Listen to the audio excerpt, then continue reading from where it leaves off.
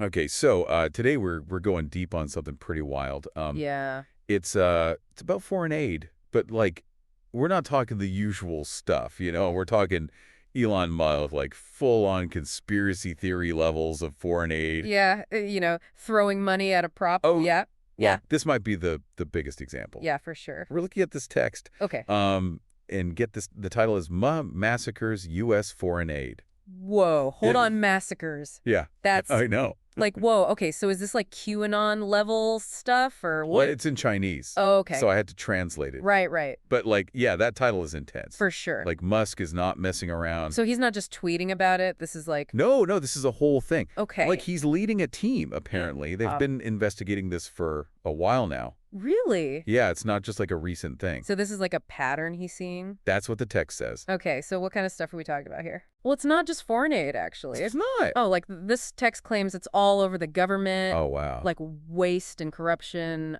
everywhere. Really? Like, how bad are we talking here? Pretty bad, apparently. Huh.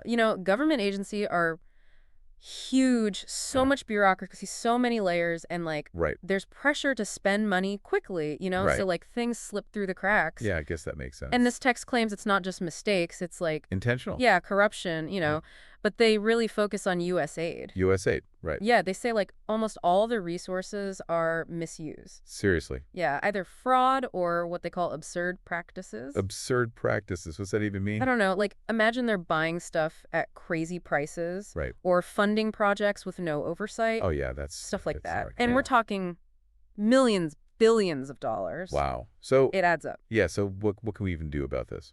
Well, the text says Musk and his team have a plan. They do. Yeah, to like completely overhaul the government. The whole government. Yeah, and get a balanced budget. Whoa. Okay, so like... Big plan. Yeah, that's ambivalent. Like, is that even possible? I mean, government reforms are really hard. You've got politics, you've got people who benefit from the current system. Right. It's a mess. Yeah. But there was something else in the text that's like really worrying. Okay. They mentioned terrorist funding. Whoa, hold on. Like what? Yeah, I know it's a heavy claim. Yeah, for sure. So, like, are they saying the government is giving money to terrorists? I mean, that would be... Huge, right? Yeah. Or maybe it's like money accidentally ending up in the wrong hands. When conflict instance, yeah. Exactly. That's scary either way. Yeah, it's definitely something to look into. Like, how do you even track that kind of money? Right. It's pretty disturbing to think about. Yeah, and it makes you think about trust, Trust. Yeah, like how much do we trust the government to do the right thing? That's a good question. Like if even half of what this text says is true, then what does that say about our institutions? It makes you think. You know what's crazy is what? Even if this whole investigation turns out to be nothing, just the fact that Musk is looking into this, it's going to make people pay attention. Exactly. Like there's going to be more scrutiny, more accountability. And that's a good thing, especially with something as important as foreign aid, For sure. Like that money is supposed to help people. Right. We have to make sure it's being used correctly. Absolutely. It's a big responsibility. Yeah. And it's good that someone is at least asking these questions. Totally agreed. So, anything else on this? I think that's about it for this deep dive. Awesome. Thanks for coming on. Yeah, thanks for having me. And to all our listeners out there, keep those questions coming, and we'll see you next time. See you next time. Bye. Bye. X, are you okay? This is X, and he's a great guy, high IQ. He's a high IQ individual. And he's got this, check out this cool chain he's got. So thank you very much. We had a busy day today. The king just left, and we've had a great discussion, terrific discussion, concerning Gaza and everything else. We had discussions also about Saturday at 12 o'clock. It's going to be a big moment. We'll see what happens. I don't expect much happening with these people, but we'll see what happens. And we're going to be signing a very important deal today. It's Doge, and I'm going to ask Elon to tell you a little bit about it and some of the things that we found, which are shocking. Billions and billions of dollars in waste, fraud, and abuse. And I think it's very important. And that's one of the reasons I got elected. I said, we're going to do that. Nobody had any idea it was that bad, that sick, and that corrupt. And it seems hard to believe that judges want to try and stop us from looking for corruption, especially when we found hundreds of millions of dollars worth, much more than that, in just a short period of time. We want to weed out the corruption And it seems hard to believe that a judge could say, we don't want you to do that. Well, so maybe we have to look at the judges, because that's a very serious, I think it's a very serious violation. I'll ask Elon Musk to say a few words, and we'll take some questions. Elon, go ahead. Sure. So at a high level, if you say, what is the goal of Doge, and I think a significant part of the presidency is to restore democracy. This may seem like, well, are we in a democracy? Well, if you don't have a feedback loop, okay, we would have to, if you it's all right. So, I tell you, gravitas can be difficult sometimes. If there's not a good feedback loop from the people to the government, and if you have rule of the bureaucrat, if the bureaucracy is in charge, and then what meaning does democracy actually have? If the people cannot vote and have their will be decided by their elected representatives in the form of the president and the Senate and the House, then we don't live in a democracy, we live in a bureaucracy. So it's incredibly important that we close that feedback loop, we fix that feedback loop, and that the public's elected representatives, the president, the House, and the Senate, decide what happens, as opposed to a large, unelected bureaucracy. This is not to say that there are good people who are in the federal bureaucracy, but you can't have an autonomous federal bureaucracy. You have to have one that is responsive to the people. That's the whole point of a democracy. And if you looked at if you looked at the founders today and said, what do you think of the way things have turned out? Well, we have this unelected, fourth unconstitutional branch of government, which is the bureaucracy, which has, in a lot of ways, currently more power than any elected representative. And this is not something that people want, and it does not match the will of the people. So it's just something we've got to fix. And then we've also got to address the deficit. So we've got a $2 trillion deficit, and if we don't do something about this deficit, the country's going bankrupt. I mean, it's really astounding that the interest payments alone on the national debt exceed the Defense Department budget, which is shocking, because we spend a lot of money on defense. But if that just keeps going, we're essentially going to bankrupt the country. So what I really want to say is, like, it's not optional for us to reduce the federal expenses. It's essential. It's essential for America to remain solvent as a country, and it's essential for America to have the resources necessary to provide things to its citizens and not simply be servicing vast amounts of debt. And also, could you mention some of the things that your team has found, some of the crazy numbers, including the woman that walked away with about $30 million, right, etc.? Well, we do find it sort of rather odd that there are quite a few people in the bureaucracy who have ostensibly a salary of a few $100,000, but somehow manage to accrue tens of millions of dollars in net worth while they are in that position, which is, what happened at USAID. We're just curious as to where it came from. Maybe they're very good at investing, in which case we should take their investment advice, perhaps. But there seems to be mysteriously they get wealthy. We don't know why. Where does it come from? And I think the reality is that they're getting wealthy at taxpayer expense. That's the honest truth of it. So, we're looking at,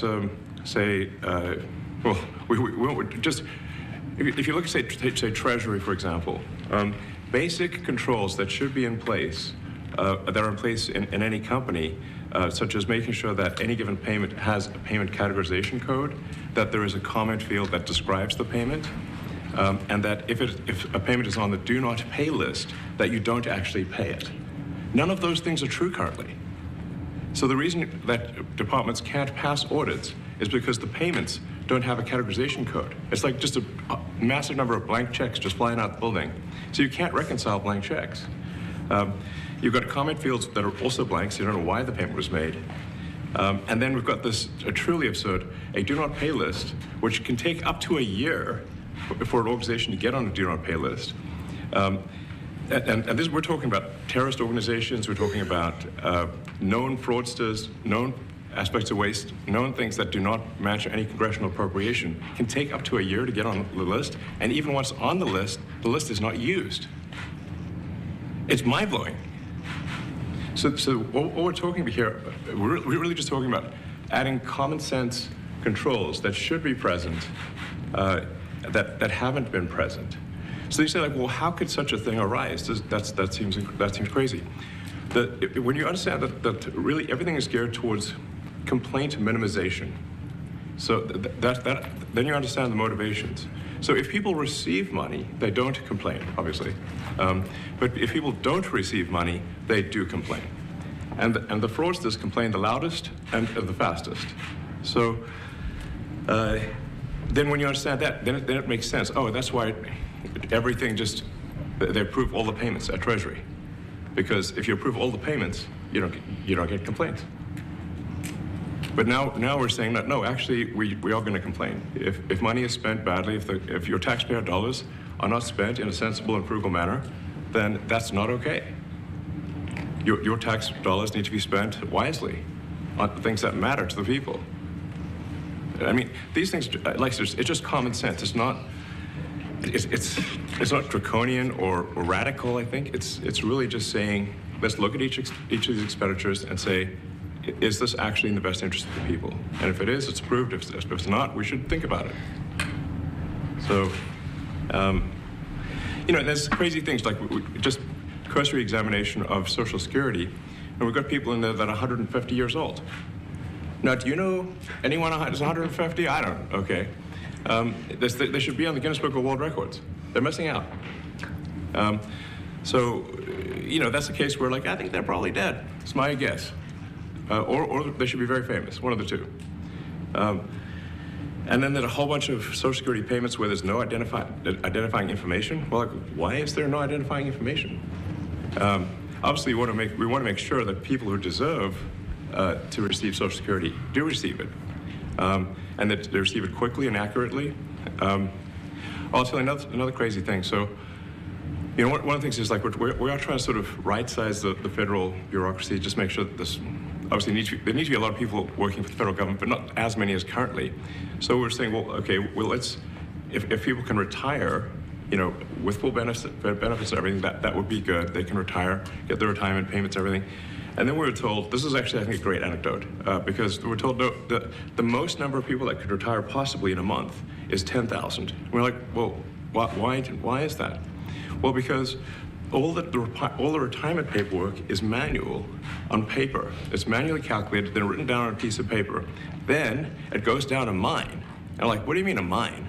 Like, yeah, there's a limestone mine where we store all the retirement paperwork. And you look at a picture of this mine. We'll post some pictures afterwards. And this mine looks like something out of the 50s because it was started in 1955. So it looks like it's like a time warp. And then the speed, the limiting factor is the speed at which the mine shaft elevator can move determines how many people can retire from the federal government. And the elevator breaks down sometimes, and then nobody can retire. Doesn't that sound crazy? There's like 1,000 people that work on this. So I think if we can take those people and say, like, you know what, instead of working in a mine shaft and carrying manila envelopes to boxes in a mine shaft, you could do practically anything else, and you would add to the goods and services of the United States in a more useful way.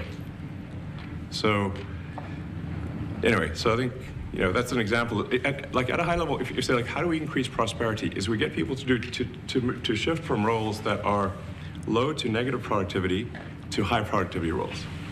And so you increase the total output of goods and services, which means that there's a higher standard of living available for everyone.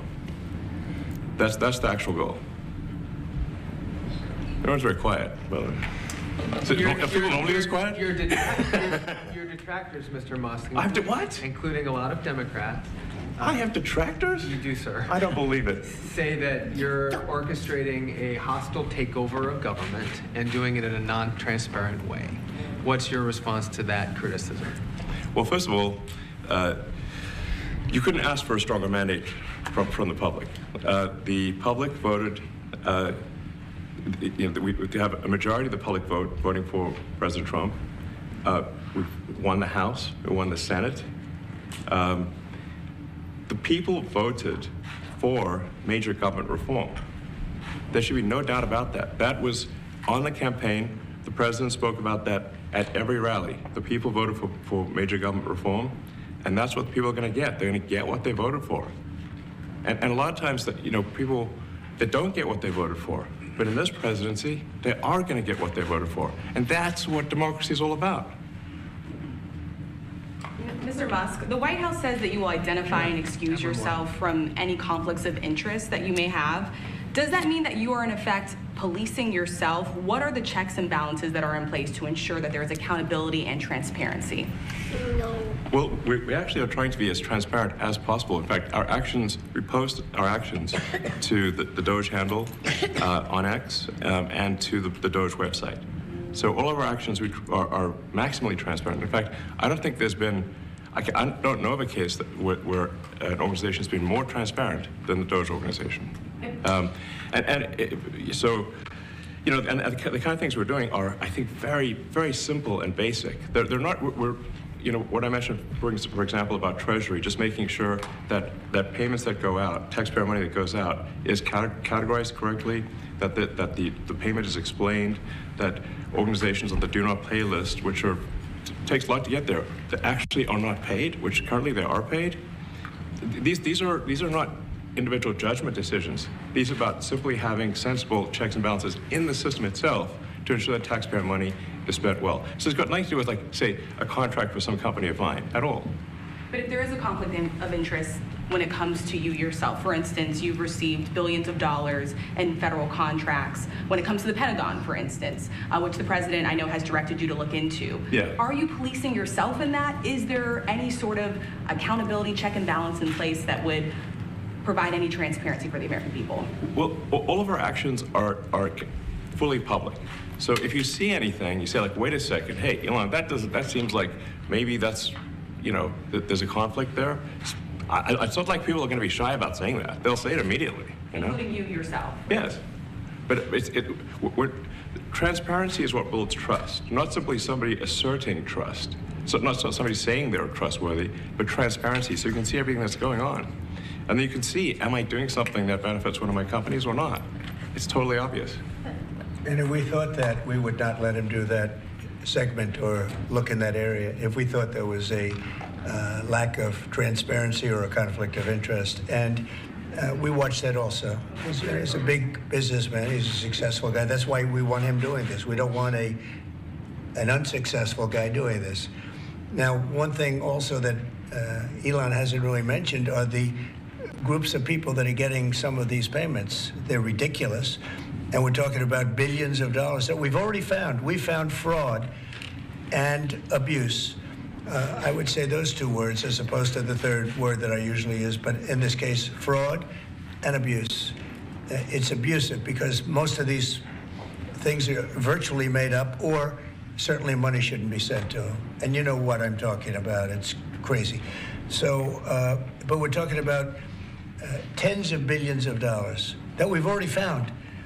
And now a judge who's an activist judge wants to try and stop us from doing this. Why? Why would they want to do that? I campaigned on this. I campaigned on the fact that I said government is corrupt. And it is very corrupt. It's very, very, it's also foolish. As an example, a man has a contract for 3 months and the contract ends, but they keep paying him for the next 20 years, because nobody ends a contract. You get a lot of that. You have a contract that's a three-month contract. Now, normally, if you're in a small, in all fairness, it's the size of this thing is so big.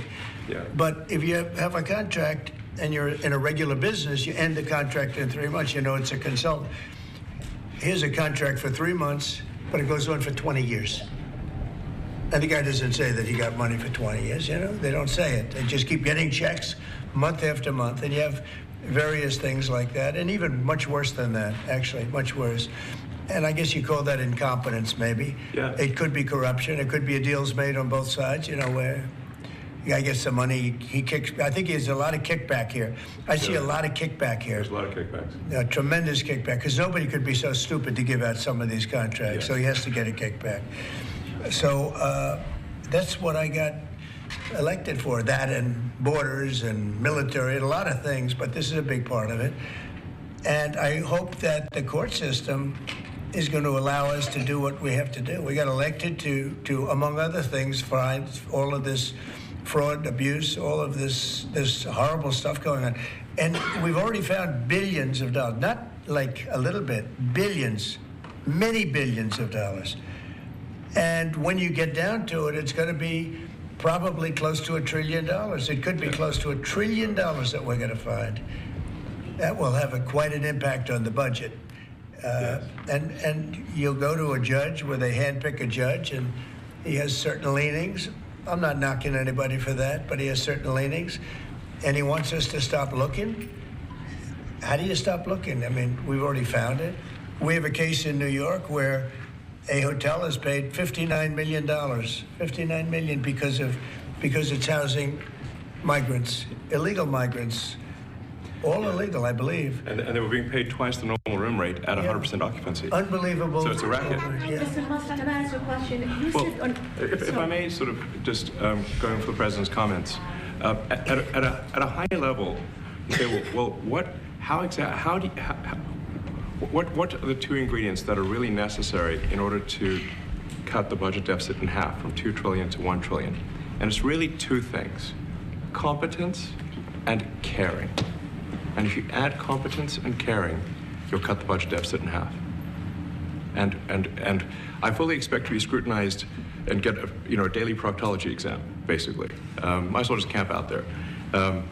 So it's not like I think I can get away with something. I'll be scrutinized nonstop. But with the support of the president, we can cut the budget deficit in half from 2 trillion to 1, and then with deregulation, because there's a lot of sort of regulations that don't ultimately serve the public good. We need to free the builders of America to build. And if we do that, that means I think we can get the economic growth to be maybe 3-4%, maybe 5%. And that means if you can get $1 trillion of economic growth and you cut the budget deficit by $1 trillion, between now and next year, there is no inflation. There's no inflation in 26. And if the government is not borrowing as much, it means that interest costs decline. So everyone's, the mortgage, their car payment, their credit card bills, anything, their student debt, the monthly payments drop. That's a fantastic scenario for the average American. I mean, imagine they're going down the grocery aisle and the prices from one year to the next are the same, and their mortgage, all their debt payments dropped. How great is that for the average American? We had no idea. We had no idea we were going to find this much, and it's open. It's not like complicated. It's not simple that complicated. Stuff. It's like a lot of work. Yeah. We can't believe it. A lot of work. A lot of smart people involved. Very, very smart people. But you're talking about anywhere maybe $500 billion. It's crazy the kind of numbers you're talking really crazy. about. You know, normally when you're looking at something, you'll find you're looking for 1 out of 100. Here, you're almost reversing it. You look for one that's good. Yeah. And you can look at the title and you say, why are we doing this? Why are we doing that? And the public gets it. You know, the public gets it. You've seen the polls. The public is saying, why are we paying all this money? This for years, this has gone on. Mr. Musk, President Trump, Yeah, go ahead. Wait, go ahead. Senator Rand Paul today said that DOJ cuts will ultimately need a vote in Congress. Do you agree with that? Is that the plan? I really don't know. I know this. We're finding tremendous fraud and tremendous abuse. If I need a vote of Congress to find fraud and abuse, it's fine with me. I think we'll get the vote, although there'll be some people that wouldn't vote. And how could a judge want to hold us back from finding all of this fraud and finding all of this incompetence? Why would that happen? Why would even Congress want to do that? Now, Congress, if we do need a vote, I think we'd get a very easy vote because we have a track record now. We've already found billions of dollars of abuse, incompetence, and corruption. A lot of corruption. If a judge does block one of your policies, part of your agenda, will you abide by that ruling? Will you comply? Well, I with that always order? abide by the courts, and then I'll have to appeal it. But then what he's done is he slowed down the momentum. And it gives crooked people more time to cover up the books. You know, if a person's crooked and they get caught, other people see that, and all of a sudden it becomes harder later on. So, yeah, the answer is I always abide by the courts, always abide by them, and will appeal. But appeals take a long time, and I would hope that a judge, if you go into a judge and you show him, here's a corrupt situation, we have a check to be sent, but we found it to be corrupt. Do you want us to send this corrupt check to a person, or do you want us not to give it and give it back to the taxpayer? I would hope a judge would say, don't send it, give it back to the taxpayer. Yeah, if I can add to that, what we're finding is that a bunch of the fraud is not even going to Americans. So I think we can all agree that if there's going to be fraud, it should at least go to Americans. But a bunch of the fraud rings that are operating in the United States and taking advantage of the federal government, especially in the entitlements programs, are actually foreign fraud rings. They're operating in other countries and actually exporting money to other countries. We should stop that. Mr. Musk, and this is big numbers. Talk about $100 to $200 billion a year. Sure. Serious money. Mr. Musk, you said on X that an example of the fraud that you have cited was $50 million of condoms was sent to Gaza. But after fact-check this, it apparently Gaza in Mozambique, and the program was to protect them against HIV. So can you correct the statements? It wasn't sent to Hamas, actually. It was sent to Mozambique, which makes sense why condoms was sent there. Yeah. And how can we make sure that all the statements that you said were correct, so we can trust what you say? Well, first of all, some of the things that I say will be incorrect and should be corrected. So nobody's going to bat 1,000. I mean, we will make mistakes, but we'll act quickly to correct any mistakes. I'm not sure we should be sending $50 million worth of condoms to anywhere, frankly. I'm not sure that's something Americans would be really excited about. And that is really an enormous number of condoms, if you think about it. But if it went to Mozambique instead of Gaza, I'm like, okay, that's not as bad, but still, why are we doing that?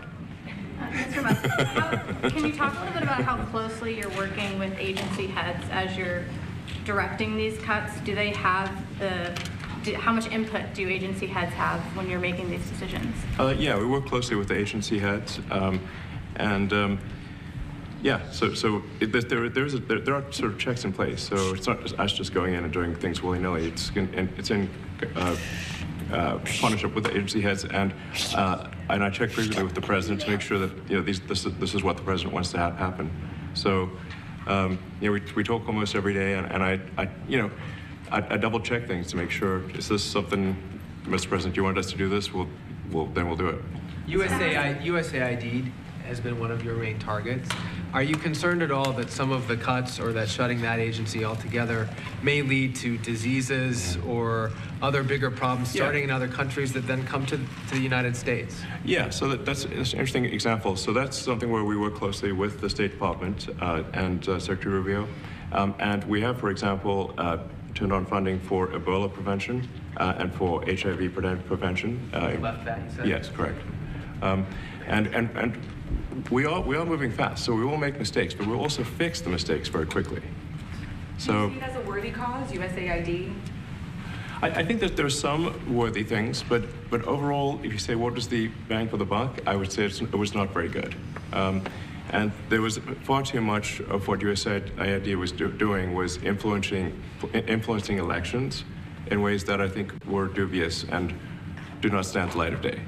I can just ask a follow-up to the Pentagon contracts. If you have received billions of dollars in contracts from the Pentagon, and the president's directing you to look into the Department of Defense, is that a conflict of interest? And are going to do at the president's request. Does that present a conflict of interest for you? No, because you'd have to look at the individual contract and say, first of all, I'm not the one, filing the contract. It's people at SpaceX or someone who will be putting for the contract. And I'd like to say, if you see any contract where where it was awarded to SpaceX and it wasn't by far the best value for money for the taxpayer, let me know, because every one of them was.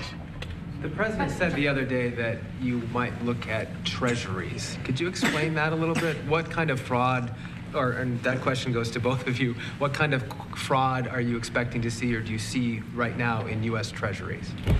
Yeah, I think you mean the Treasury Department as opposed to Treasury bills, or... You also referenced treasuries on Air Force One the other night. Go ahead.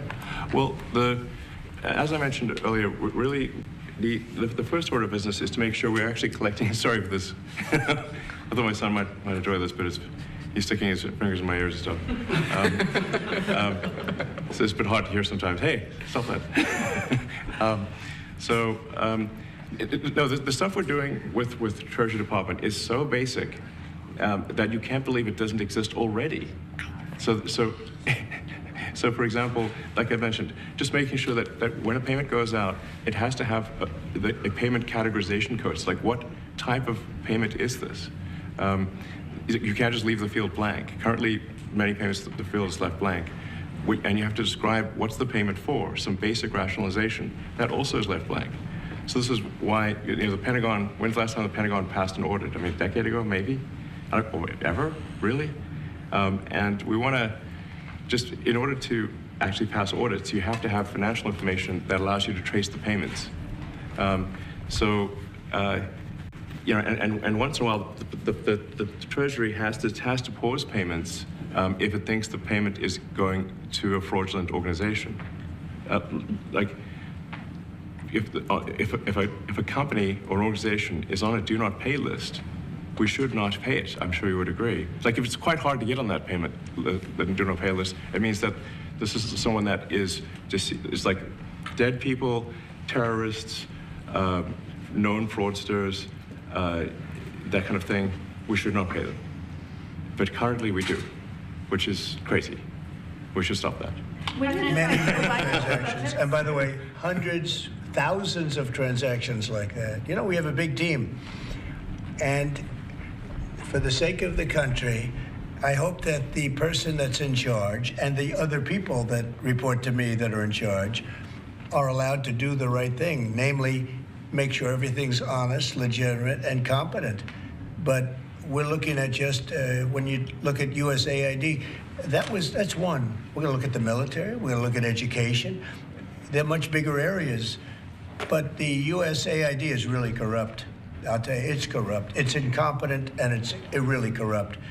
And I can't imagine a judge saying, well, it may be corrupt, but you don't have the right. You got elected to look over the country and to, as we say, make America great again, but you don't have the right to go and look and see whether or not things are right that they're paying or that things are honest that they're paying.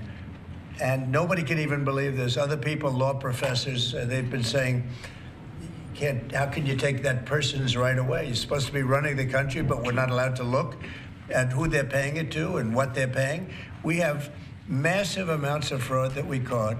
I think we probably caught way over a lot of billions of dollars already in, 2 weeks? Yes.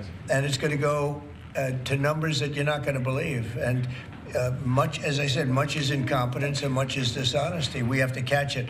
And the only way we're going to catch it is to look for it. And if a judge is going to say you're not allowed to look for it, that's pretty sad for our country. I don't understand how it could even work. On the buyout program, can you personally guarantee that... Which one? The buyout program, the operative federal workers. Can you personally guarantee that the workers who opt in to resign now will be paid through September? Well, they'll get their money, but they're getting a good deal. They're getting a big buyout. And what we're trying to do is reduce government. We have too many people. We have office space. It's occupied by 4%. Nobody's showing up to work because they were told not to. And then Biden gave them a 5-year pass, some of them, 48,000 of them, gave them a 5-year pass, that for 5 years you don't have to show up to work. And let me tell you, this is largely, much of this stuff is because of Biden. It's his fault. He allowed this country, what he did on our border. What he did on our border is almost not as bad as what he did with all of these contracts that have come out. It's a very sad day when we look at it. I can't even believe it. But many contracts just extend, and they just keep extending, and there was nobody there to correct it. And that cannot be, I can't imagine that could be held up by the court. Any court that would say that the president or his representatives, like Secretary of the Treasury, Secretary of State, whatever, doesn't have the right to go over their books and make sure everything's honest, I mean, how can you have a country? You can't have anything that way. You can't have a business that way. You can't have a country that way. Hey, thank you very much, everybody. Thank you. Thank you, press. Thank you, press. Head down. Mark Fogel will be at the White House tonight at about 10 o'clock. If you want to come over, you can say hello to him. Did the U.S. give anything in return? Not much. No, they were very nice. We were treated very nicely by Russia, actually. I hope that's the beginning of a relationship where we can end that war and millions of people can stop being killed. They've lost millions of people. They lost, in terms of soldiers, probably 1.5 million soldiers in a short period of time. We got to stop that war. And I'm interested primarily from the standpoint of death. We're losing all those soldiers. And they're not American soldiers, they're Ukrainian and Russian soldiers. But you're probably talking about 1.5 million. I think we got to bring that one to an end. Okay? Thank you. Thank you very much. Thank you. We're moving. Let's go. Thank you. We're moving. 10 o'clock.